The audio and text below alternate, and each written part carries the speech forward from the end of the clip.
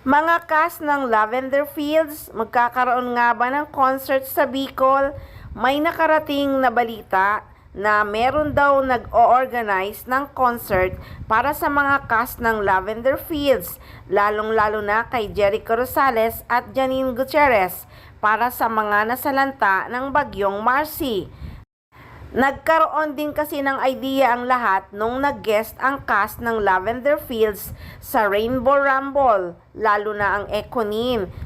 Paulit-ulit nga talaga nilang pinanood, kaya nga maraming nagre-request na mag-guest sila sa mga ibang show or kahit sa YouTube channel ni Janine Gutierrez.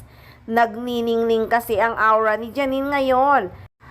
At nalaman din ng mga fans na magkasama sila sa Japan ni Echo. Alam mo yan si Echo.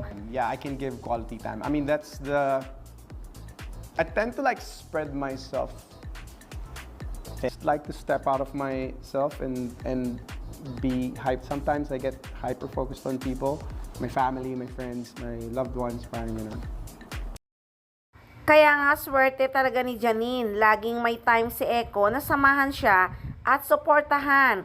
Kaya nga kahit sa Japan, sumunod talaga si Echo. So abangan pa natin ang susunod na guesting ng Econin. At abangan nga ang magiging concert nila sa Bicol para sa mga nasalanta ng bagyong Marcy.